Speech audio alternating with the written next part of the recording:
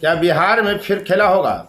जी हाँ, 2020 के बिहार विधानसभा चुनाव में लोजपा के नेता चिराग पासवान नरेंद्र मोदी के हनुमान बनकर उछल कूद कर रहे थे बिहार में, और बार बार वे नरेंद्र मोदी का खुद को हनुमान बता रहे थे और हर वैसी सीटों पर उन्होंने चुनाव लड़ा, कैंडिडेट उतारा, भाजपा के दिग्गज नेता तक उनकी पार्टी के सिंबल पर चुनाव लड़े और नतीजा सामने आया कि पहली बार बिहार में 2005 की सरकार बनने के बाद ऐसा हुआ जब नीतीश कुमार की पार्टी जदयू तीसरे नंबर की पार्टी बन गई। उसका इम्पैक्ट भी पड़ा, भाजपा और जदयू में टकराव बढ़ा, नीतीश कुमार भाजपा से अलग हुए 2022 के आसपास और वे राजद के साथ सरकार बनाते हैं, महागठबंधन की सरकार बनती है, फिर बाद में खटास पैदा होता है और वो फिर भाजपा के साथ आ जाते हैं।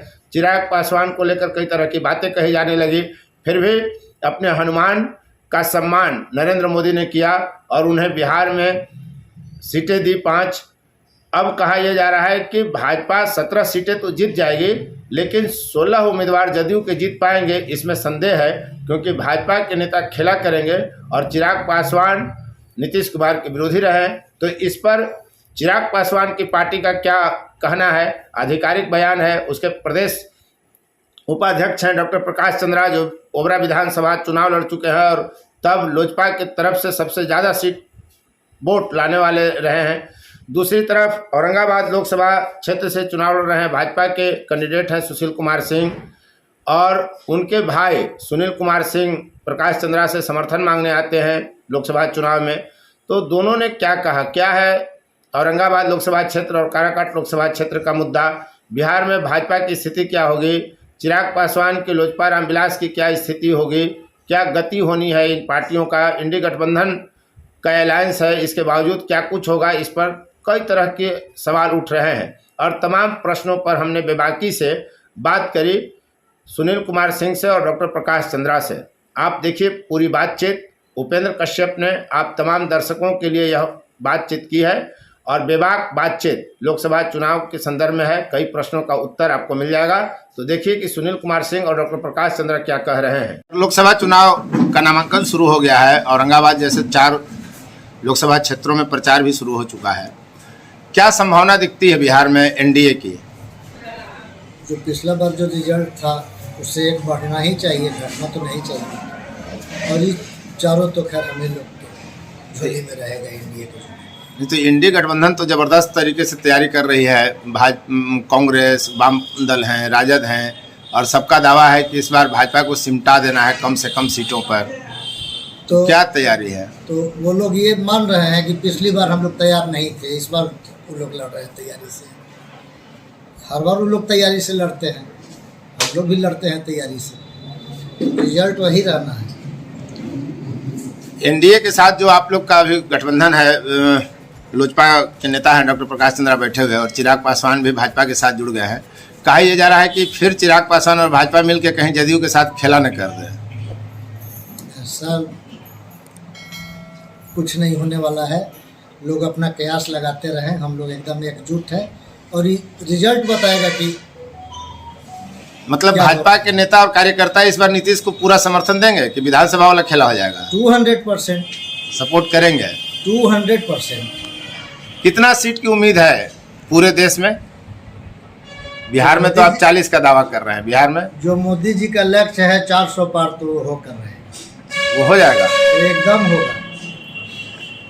अभी एक ताज़ा बयान आया है नरेंद्र मोदी का, पश्चिम बंगाल के एक प्रत्याशी से उन्होंने बातचीत में कहा कि आप वहाँ बोल सकती हैं कि जो भी भ्रष्टाचार का पैसा जमा हुआ है बंगाल का 3000 करोड़ रुपए, वो जनता में बांट दिया जाएगा। तो ये देश स्तर पर क्यों नहीं होना चाहिए, बंगाल ही क्यों? ना, अभी बंगाल का संदर्भ है इसलिए उन्होंने बयान दिया। ये तो पूरे देश के संदर्भ में ये बात कह रहे हैं, पूरे देश के स्तर पर कैंडिडेट वहाँ की हैं, बंगाल की हैं, इसलिए ये बात कहा गया, उस संदर्भ में उन्होंने कहा। आज अरविंद केजरीवाल की पत्नी सुनीता केजरीवाल मीडिया में आती हैं, वो कहते ये अतिशय मंत्री आती हैं आपके दिल्ली सरकार की, और वो बोलती है कि जो भ्रष्टाचार का पैसा इलेक्ट्रल बॉन्ड के जरिए कांग्रेस भाजपा के पास जमा है, वो पैसा मोदी जी को बांटने से कौन रोक रहा है? पहले वो पैसा तो बांट दें। अब इसका जवाब तो हम उस विषय पे हम बहुत नहीं बता सकते हैं आपको, चूंकि हम इधर देखे नहीं हैं। लेकिन 400 पार की उम्मीद है। एकदम बिल्कुल। डॉक्टर प्रकाश चंद्रा जी, क्या संभावना आपको लग रहा है? चिराग पासवान भाजपा के साथ मिलकर खेला नहीं करेंगे? नीतीश के खिलाफ तो बराबर रहे हैं वो। चिराग पासवान के खिलाफ भले ही साजिश हुई है, लेकिन वो तो बड़े खुले मन के व्यक्ति हैं। उन्होंने हमेशा आर पार की लड़ाई लड़ी है, और जिसके साथ होते हैं उसके साथ बहुत ही मजबूती से होते हैं। उनके सारे कार्यकर्ता, उनके सारे कोर वोटर उनके आदेश का पालन करते हैं। और चिराग जी जब एनडीए के साथ हैं, भारतीय जनता पार्टी के साथ हैं, तो हमारा गठबंधन इंटैक्ट है और सारे कार्यकर्ता मजबूती से चुनाव में एनडीए गठबंधन के उम्मीदवारों को जिताएंगे।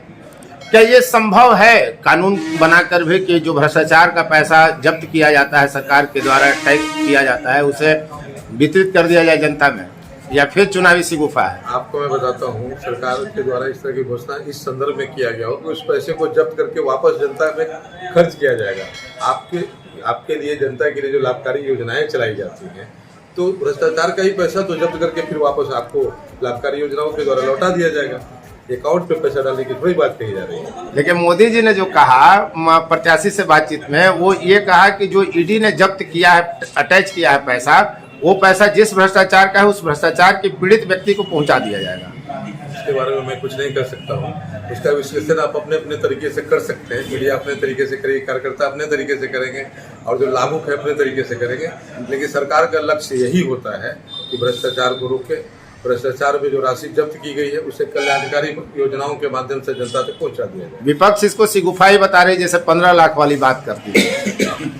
मुद्दा नहीं है विपक्ष के पास, विपक्ष कुछ भी कर सकता है। तो मुद्दा क्या होना चाहिए देश में? क्या आपको मुद्दा लग रहा है? किस मुद्दे पर भाजपा और इंडी का अलायंस का जो चुनाव होगा, टकराव किस मुद्दे पर होगा? एक तरफ विकास होगा, एक तरफ स्थिर सरकार होगी, एक तरफ देश की आंतरिक सुरक्षा एवं बाह्य सुरक्षा होगी, और दूसरे तरफ के लोग बताएंगे कि वो क्या देना चाहते हैं देश को। देश मोदी जी के हाथों में सुरक्षित है। तो धर्म का काट कर रहे हैं विपक्ष, तो यही आरोप लगा रहा है, विकास पर भाग रहे हैं, ऐसा विपक्ष का आरोप है। नहीं तो ये भी धर्म हमें क्या सिखलाता है? धर्म सिखलाता है जन सरोकार, परोपकार, मानवता। तो यही तो कर रही है हमारी सरकार। और क्या उम्मीद लग रही है? अगर मान लीजिए कि भाजपा 400 पार का लक्ष्य क्यों दे रही है? क्या कुछ बड़ा बदलाव करने की मूड में है क्या? एक देश एक चुनाव है। नहीं, बड़ा बदलाव होना चाहिए। वन नेशन वन इलेक्शन के द्वारा हम जनता के अरबों रुपए की गाड़ी कमाई को हम बचा सकते हैं। बार बार इलेक्शन से समय की बचत हो सकती है। जनसंख्या नियंत्रण बिल आना चाहिए, और भी बहुत सारे मुद्दे हैं जिनको लागू किया जाना चाहिए, और देश में प्रमुखता से और कठोर निर्णय लेने के लिए एक स्थिर सरकार चाहिए। तो वही तो मोदी जी मांग रहे हैं जनता से कि 400 के पार, आपका अपार समर्थन, अपार प्यार उसके तहत कर सकेगी जनता के लिए सरकार बड़ी बड़ी काम है। कांग्रेस के नेता कह रहे हैं 1 नेशन नो इलेक्शन करना चाह रहे हैं नरेंद्र मोदी। ऐसा संभव नहीं। हमारे लोकतंत्र की जड़ें बहुत मजबूत है, और संविधान हमारा जो बाबा साहब भीमराव अम्बेडकर के द्वारा दिया गया है वह भी मजबूत है। यह सब संभव नहीं है। भारत एक लोकतांत्रिक देश है, यहाँ के लोग लोकतंत्र में विश्वास रखते हैं। तानाशाही यहाँ बिल्कुल नहीं हो सकती। और क्या कहना चाहेंगे बिहार के संदर्भ में, जो बिहार की राजनीति चल रही है, इंडी बनाम एनडीए? बिहार के लोग बस चाहते हैं कि बिहार का विकास हो, स्थिर सरकार हो, सिर्फ राजनीति नहीं, विकास की बातें हों, युवाओं को रोजगार मिले, और इसी दिशा में एनडीए की सरकार तत्पर है। हमारे प्रधानमंत्री जी भी इसके लिए सजग हैं। युवाओं की चिंता उन्हें है। सुनील सिंह जी, आपके भाई सुशील कुमार सिंह जी औरंगाबाद से प्रत्याशी हैं। अब लोकल मुद्दे पर बात कर लेते हैं। क्या बड़ा मुद्दा हो सकता है औरंगाबाद लोकसभा चुनाव में, और क्या संभावना दिख रही है?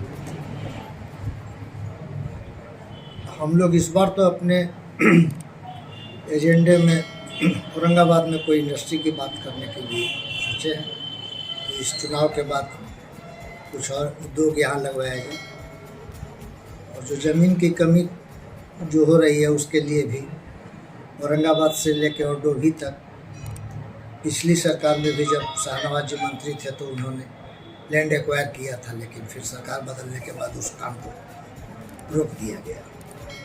हम लोगों का अगला मुद्दा तो इंडस्ट्रियलाइजेशन का है। किससे टकराव की उम्मीद है? कोई तो होगा, जैसे सुशील कुमार सिंह की लड़ाई होगी। अब इस पे उम्मीदवार है तो थोड़ा मोड़ा तो ऊपर नीचे होगा, फिर भी किस दल लेकिन से, लड़ाई किस एक प्रत्याशी तरफा से? रहेगी। फिर भी सेकंड तो कोई रहेगा। सेकंड के बारे में हम क्या कहें? आप दार लगा लीजिए। जब प्रकाश चंद्र जी, काराकाट के बारे में आपका क्या कहना है? यहाँ क्या मुद्दा है और क्या रहेगा लड़ाई? काराकाट में भी एनडीए चुनाव जीतेगा। प्रधानमंत्री के चेहरे पर चुनाव लड़ी जाएगी। चिराग पासवान जी के साथ आने से एनडीए काफ़ी मजबूत हुआ है। चिराग पासवान जी के आने से एनडीए के लोगों में भरोसा जगा है और बढ़ा है, आत्मविश्वास भी बढ़ा है। और रहा बात मुद्दे का, तो मुद्दा मोदी और मोदी विरोधी बस यही है। मोदी के नाम पे ही चुनाव लड़ा जाएगा और मोदी के नाम पे ही चुनाव जीता या तो मोदी के साथ रहिए या मोदी के विरोध में रहिए, यही जनता के बीच है। जनता के लिए। Thank you. यदि अब तक आपने इस चैनल को सब्सक्राइब नहीं किया है तो चैनल को सब्सक्राइब करें, शेयर, लाइक, कमेंट करें। फोर्थ व्यूज लगातार लोकसभा चुनाव पर और हमेशा विभिन्न राजनीतिक मुद्दों पर बेबाक रिपोर्टिंग के लिए जाना जा रहा है। यह बेबाक मंच है जहां राजनीतिक मुद्दों पर बेबाक विचार रखे जाते हैं और बेबाक विश्लेषण होता है। यदि अब तक आपने चैनल को सब्सक्राइब नहीं किया तो एक बार फिर अपील करता हूं कि चैनल को सब्सक्राइब करें, शेयर, लाइक, कमेंट जरूर करें। धन्यवाद। फोर्थ व्यूज, चौथा विचार, बाकी